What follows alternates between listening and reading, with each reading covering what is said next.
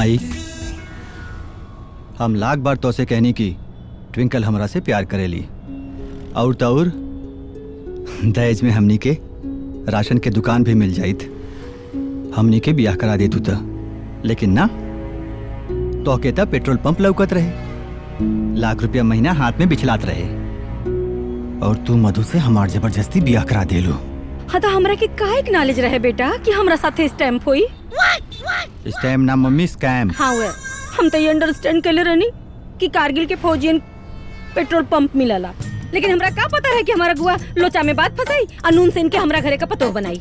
ए माई, हमरा वो छलपटवा अगुआ भेटा जाए नु तो खींच के कनपटिया के नीचे मारम छापड़। हाँ, बड़ा लबरा रहे दादा, कुंडली खोले से पहले पेट्रोल पंप के कागज खोल के रख देलस। आ का कहत रहे हो? हाय देखी, पूरा पेपर रेडी बा। जैसे ही मधु के गृह प्रवेश हुई वैसे ही पेट्रोल पंप रहुआ सबके हाथे में। फिर पूरा जीवन प्रभात बाबू के नौकरी करे के जरूरत नहीं खे, और लक्ष्मी के साथे लक्ष्मी आई। हाँ तो लक्ष्मी के साथे लक्ष्मी आ गई ना। आज पूरा 1 साल 4 महीना हो गए हमने के बियाह के। मम्मी तुम्हार पूरा लाइफ बर्बाद कर देलू। प्रभात, माई से बात ना करे के। करे दे। इनका के का पता बा कि आजकल ट्विंकल से जोनी I love you Sona, I love you बाबू करता रहा ना, इकुल हमरे सेटिंग करावल है। पर माई ट्विंकल के पापा कहा तारन कि जब तक हमनी के डिवोर्स ना होई तब तक वो हमनी के बियाह ना करें हैं। डू नॉट भेरी बेटा, कितनी बार समझाएंगी, यू डू नॉट भेरी। हाँ? आज तक कोर्ट में डिवोर्स होइए के रही। अरे माई, डिवोर्स ना डाइवोर्स। अरे फिर ओकरा बाद अपना सुपर बेटा का सुपर पतो लेके आई, बता देता नहीं। हाँ।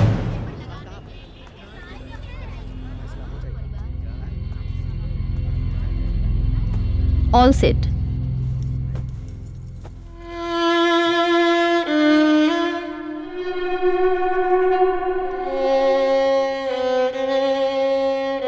अदालत में आज की कार्रवाई शुरू की जाए। Thank you milord, your honour. जैसा कि मेरे मुवक्किल प्रभात और उनके परिवार वालों ने इसी अदालत में पिछली दफा बताया था कि मधु जी उनके परिवार के बहू बनने के काबिल ही नहीं है। ये बात उनके परिवार वालों ने भी स्वीकार की है। लेकिन ऑब्जेक्शन मिलॉर्ड, मधु की खामोशी को मेरे काबिल दोस्त ने कैसे कबूलनामा मान लिया? Objection overruled. You sit, you may proceed. Thank you milord, your honour. Case बिल्कुल साफ है। 6 महीने पहले मेरे मुवक्किल प्रभात और मधु जी ने डाइवोर्स फाइल किया था, जो 6 महीने की अवधि आज समाप्त होती है। तो मैं अदालत से दरख्वास्त करना चाहता हूँ कि बिना अदालत का वक्त जाया किए मधु जी को ये हुक्म दे कि तलाकनामे पर हस्ताक्षर करें, जिससे हमारी मुवक्किल मनोरमा देवी अपने बेटे की दूसरी शादी कराकर बहु सुख का लाभ उठा सके। योर ऑनर, मैं अपने काबिल दोस्त से एक बात पूछना चाहता हूँ कि जब मधु एक अच्छी बहू के लायक थी ही नहीं तो इन लोगों ने शादी ही क्यों करवाई? योर ऑनर, मैं अपने काबिल दोस्त को बताना चाहूंगा कि शादी विवाह एक पारिवारिक गाठजोड़ होती है। परिवार के मान मर्यादा को ध्यान में रखते हुए बहुत सारी बातें छुपा ली जाती है। योर ऑनर, इस केस में भी सेम टू सेम ऐसा ही हुआ। पर जब मधु जी शादी करके प्रभात के घर पर आई तो धीरे धीरे उनका रंग खुलता गया और उनका असली चेहरा सामने आया, जिससे पता चला कि वो घर में रहने के लायक ही नहीं है। मिलॉर्ड, मैं अपने काबिल दोस्त से यह भी पूछना चाहता हूँ कि एक लायक बहू का क्या मापदंड होता है? मिलॉर्ड, इस केस में कहीं ऐसी कोई चर्चा नहीं है कि मेरी मुवक्किल मधु को खाना बनाना नहीं आता है, या सास के पैर दबाने नहीं आते हैं, या फिर सब्जी में नमक कम डालती है। Order order, you may proceed. Thank you milord, आप खुद एक महिला है और भली बात जानती हैं कि बहुओं का नमक ही पहला दुश्मन होता है जो घर में अशांति फैलाता है। ये तलाक का एक ही कारण है, ये लोग दहेज के लालची है। ए वकील साहब, अरे रहुआ कितना झूठ बोलता नहीं महाराज। कौना चीज का कमी बा हमरा पास? घर दुआर खेत कियारी, अरे 5 लाख का ट्रैक्टर दुआरी पर हुमच के बनने बाड़ी और रहुआ कहता नहीं कि ऑर्डर ऑर्डर ऑर्डर। मनोरमा जी, ये कोर्ट है, आपका घर नहीं है। आपको जो भी बातें बोलनी है कटघरे में आके बोलिए। नट अरे माई, बैठ जाओ। ओके। मिलॉर्ड, मैं अपने मुवक्किल मधु जी को कटघरे में बुलाने की इजाजत चाहता हूँ। इजाजत है।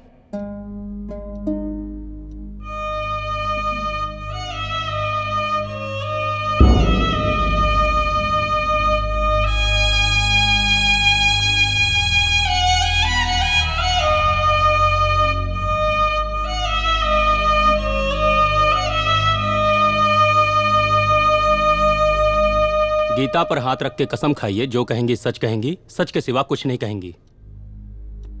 मैं कसम खाती हूँ, जो भी कहूंगी सच कहूंगी, सच के सिवा कुछ नहीं कहूंगी। हाँ तो मधु जी, ये अदालत जानना चाहती है कि आपके ससुराल वाले क्या आपको दहेज के लिए प्रताड़ित करते हैं?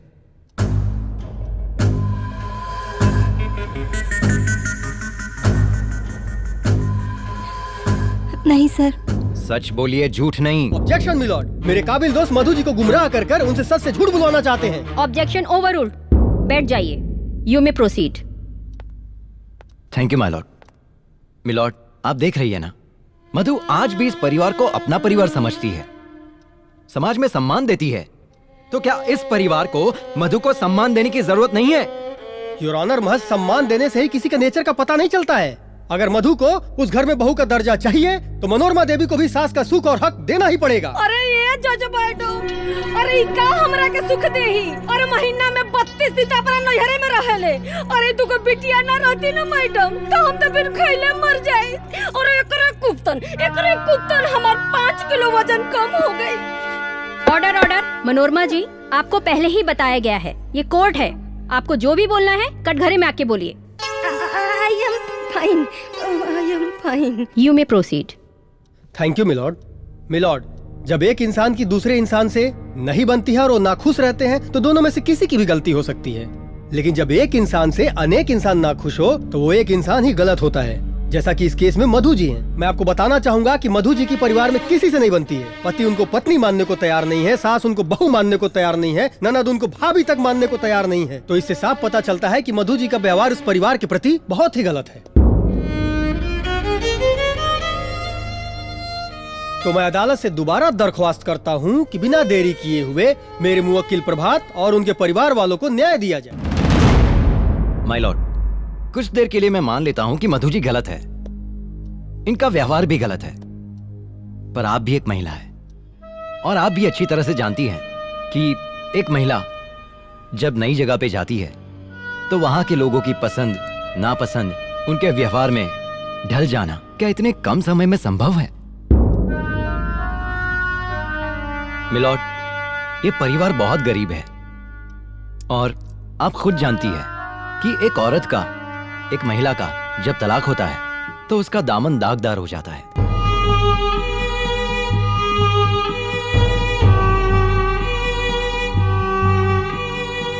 ये आप अच्छी तरह से समझती है। क्या मधु को थोड़ा सा और वक्त नहीं मिलना चाहिए?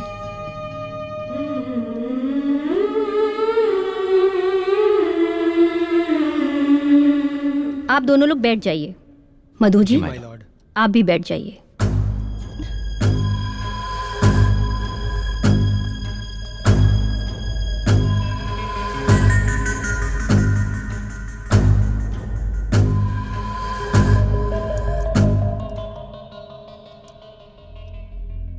अदालत हमेशा सबूतों और गवाहों के आधार पर ही निर्णय लेता है। दोनों पक्षों की दलीलों को सुनने के बाद और एक महिला होने के नाते तलाक होने का दर्द क्या होता है ये बखूबी समझती हूँ।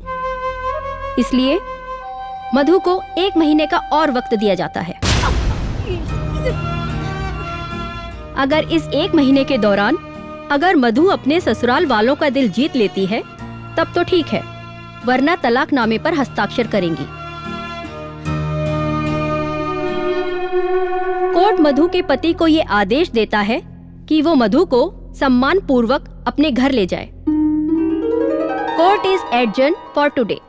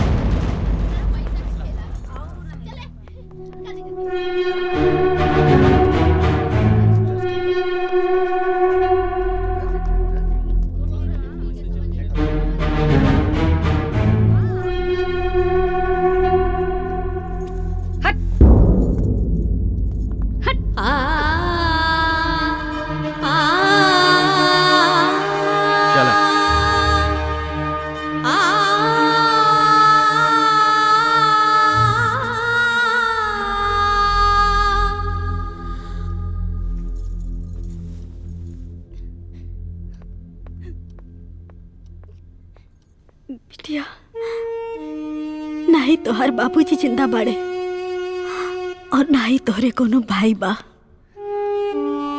और हमार उम्रे कितना बा। हम आजीवन तोहार साथ नहीं खी दे सकत बेटा। उहे परिवार तोहार आपन परिवार हा और उहे लोग तोहार आपन लोग हा। उहे घर तोहार आपन घर हो बेटा। और तोहार बाबूजी बड़का बड़का लड़ाई जीत लेत रहले और तू ऊ लोगन के दिल नहीं खो जीत सकत। बेटा, ससुराल से पतो के अर्थी ही उठेला। अरे केकरा परिवार में राय टाय ना होला। बीतल सब बात भुला जा बेटा। अरे बिखेरे तो सब केहू के आवेला, बाकी समेटे केहू केहू के, और समेटे वाला काम हमार बेटा करिहा। करबू ना बेटा, हमार रानी बिटिया। हेलो हेलो मम्मी जी, का भइल कोर्ट में? क्यों हमार फोन काहे नहीं उठावत? और कोर्ट के फैसला का रहे? अरे बिटिया, कोर्ट के आदेश के हिसाब से उकल मुही ना हमनी के संगे 1 महीना और हमारे घरे में रही। ओह माय गॉड, 1 महीना और? अरे हमार बेटा को होके वाली सोना पतो, टेंशन ना मत। मम्मी जी काहे ना टेंशन ली? हमार होखे वाला पति के साथ हमार सौतन रही तो हमके काहे ना टेंशन होई? अरे डार्लिंग, 1 मंथ के बात है ना। अरे हमनी के ओकरा के इतना टर्बुल देवल जाई ना कि 1 मंथ का 15 डे में भाग के हमरे बेटा के डाइवोर्स पेपर पर साइन कर दे। ओकरा बाद अपना होखे वाली पतो के बैंड बाजा बजा के पैकिंग करे आई। By, thank you. अरे मनोरमा, कुछ तो लिहाज कर। अभी पतो आई लगी ओके भेजे के बात करे लगलू। अरे तनी का तनी लिहाज करी जी? चुपचाप बैठी, अना तो अपन बेटा बेटी दामाद लेके हाउस लीव कर दे, अने तो ओल्ड मदर के लेके चुपचाप सिटिंग करे जा। ए माई, का करम जोली आ गई।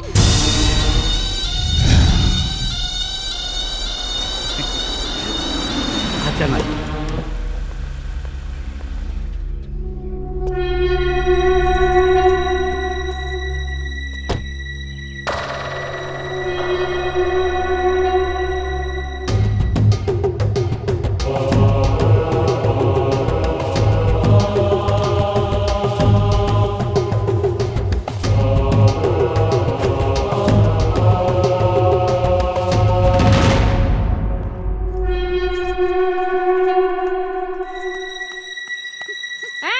ओजी का खड़ा बानी, चले भीतरी।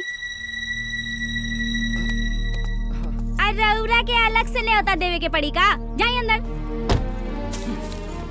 चल रे।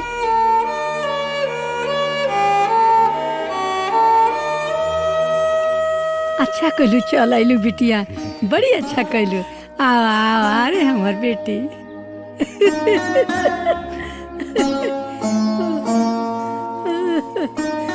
सौभाग्यवती बाबा बिटिया, सौभाग्यवती बाबा।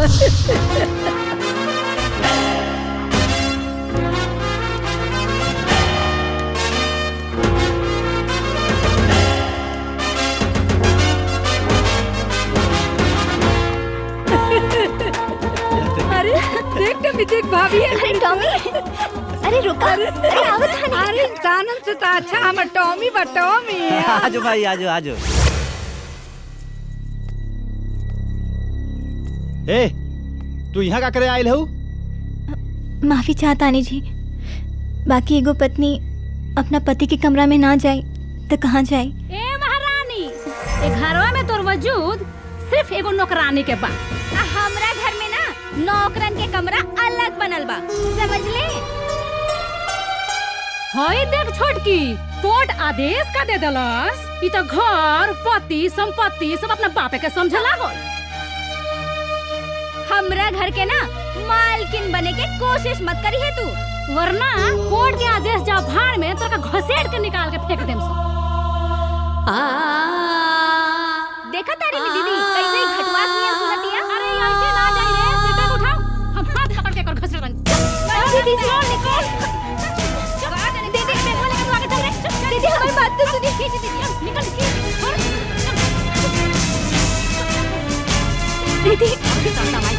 हमारी बात तो सुनी। कहाँ जाने काका है ले। अरे जो ओन्नी छोटकी कोठारियां दिखाई देता वो है तो हर जगह पर। ए जो ना रे ताकत का मारे लंका निश्चर निकर निवासा, यहाँ कहाँ सज्जन कर वासा। अर्थात राक्षसन के बीच में एगो सज्जन के कहाँ से निवास हुई। अरे तनी कम तरमस करसन रे, इतना अत्याचार तो भगवान से ना बर्दाश्त होला। ए बुढ़िया तनी कम बोल, गोड़वा से तो गईले बड़े, हाथवा से चल जाई पे।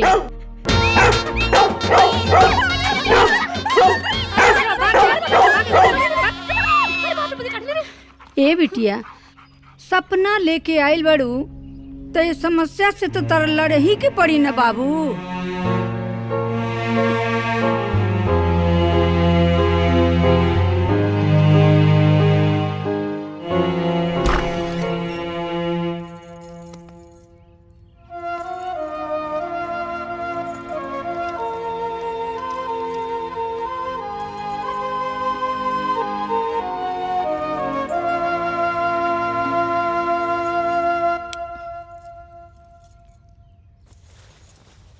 सब ठीक हो जाई बिटिया, घबरा मत, एकदम सब ठीक हो जाई। करत करत अभ्यास के जड़मत होत सुजान, रस्सी आवत जात है सिल पर परत निशान। अर्थात रसरी के बार बार रगड़ला से जब पत्थर पर निशान पड़ जाला तब बिटिया ई लोग तो इंसान हलो, एक न एक दिन पिघल ही जाई लोग। टॉमी भाभी के बिछौना ना हुई, जा ले हो जा।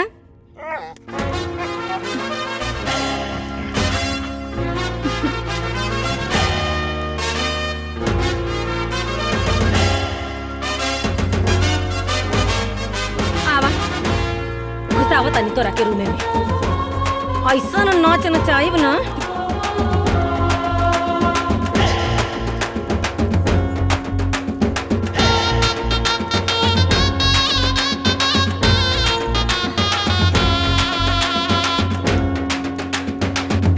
वाह वाह, जा दे दा।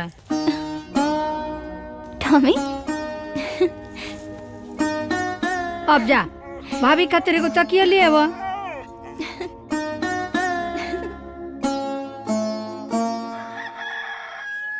ए करम दलिद्दर, अरे मुझौसी मार गली का रे।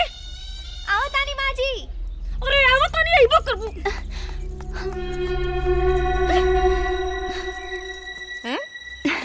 राउर आशीर्वाद से हमारा आयु बढ़ गई माँ जी। अच्छा तो और उम्र बढ़ा ले। करम दलिद्दर, लमघोड़ी, दुष्टा, पापी, राक्षसी, बढ़ गई आयु। रंजितवा, अरे रसमवा, हाँ माई, आ गई नी सन। घर में नौकरानी आ गइल बे, जतना काम कुल करा। तोहनी के तो पहले ही से तैयारी करके आइल बड़ा सा, हैं? माई शेर तो बिटिया सवा शेर। दो आओ रे।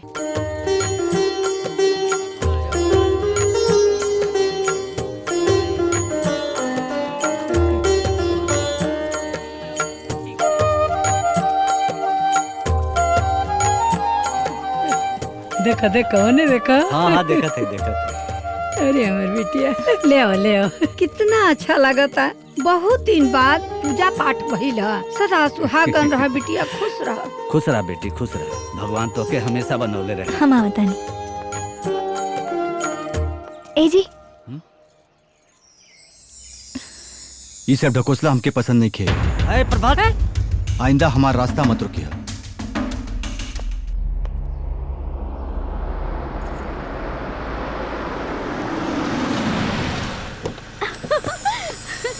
बेबी टिकल, आजा आजा।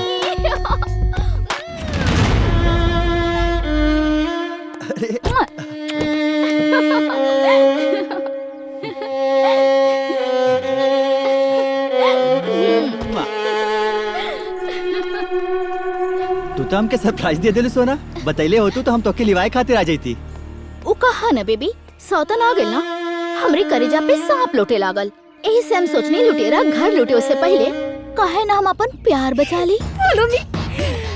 अरे हमारो के वाली नवीना पतो, हमारा अनबान सान, हमारा आंखी का पुतरी।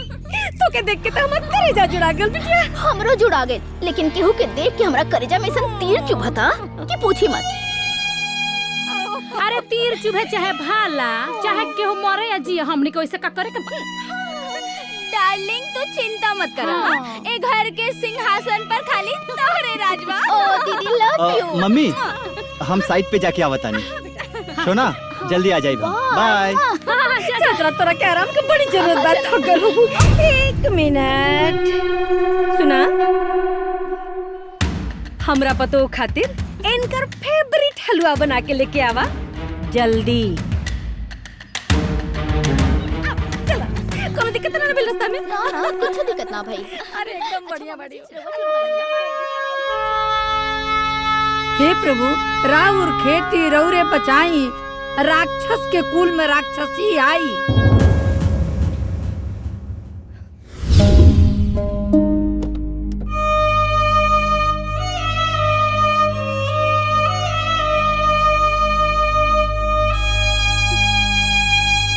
हमरा पतो खातिर इनकर फेवरेट हलवा बना के लेके आवा जल्दी।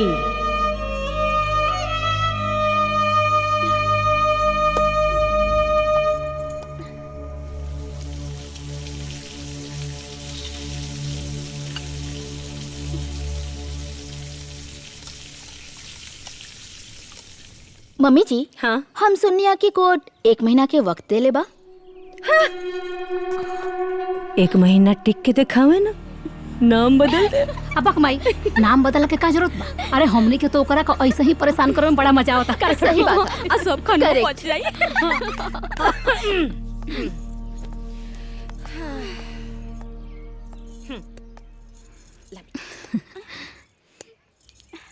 अरे हम लोग के दा। अरे जी चावा के बनाई। वो बना देता नहीं। ई ला हमरा तरफ से 1 चम्मच खा। हमरा तरफ से? अरे भाई हमरा तरफ से भी हमरा सुपर सुपर पतो के मजा आ गल भाई। एक कमीनी के ना कितना बड़का काम था, लपस से कई चल होइले। अरे एकर स्पीड में तो तनको ब्रेक होइले ना हो। मम्मी जी, हम आ गइल बानी ना, एकरा स्पीड में ना हम ब्रेक लगाई।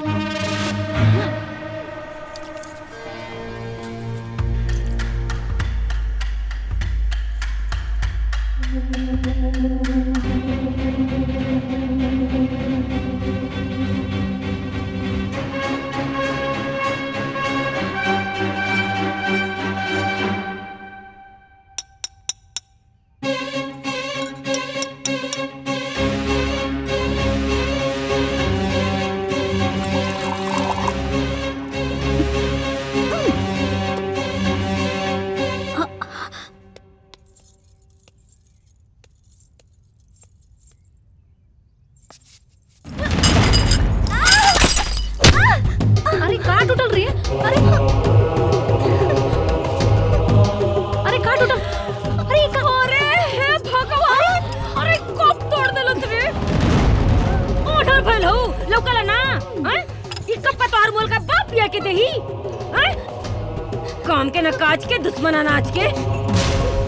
माँ जी हम माई ई ते घर के नौकरानी बने के लायक भी नहीं की। सपना देखत तारी घर के मालकिन बने के। देख तो कितना महंगी कप तोड़ दिला। अरे कपड़ा का संगे संगे नु एकर कपड़ा फुट गए रहित नु तो टेंशन खत्म हो जाए।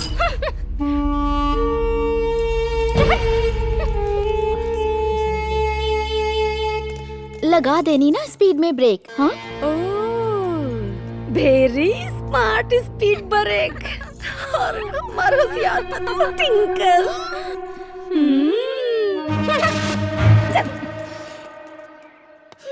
ओहो, अरे हमरा बिटिया के ओहो अरे एकनी के हाथ चू जाओ, लकवा मार देवे एकनी के हाथ में। ए बिटिया एगो बात बताई, ई कुली जानबूझ के कइले बड़ा सन, काहे खातिर? तारा के निकाले खातिर। हाँ, इहो तो हमार किस्मत के दोष बना दादी। किस्मत के? ई किस्मत के दोष नहीं खे, ई धर्म अधर्म के लड़ाई है। तू जाना तारुनु, जब महाभारत के युद्ध भइल रहे ओकरा में कृष्ण भगवान अर्जुन के रथ के सारथी बना रहले, समझ लू। तहरा ये धर्म के लड़ाई में हम तहरा रथ के सारथी बनब। हम आपन पसंदीदा फिल्म देखे खातिर डाउनलोड करी दंगल प्ले ऐप।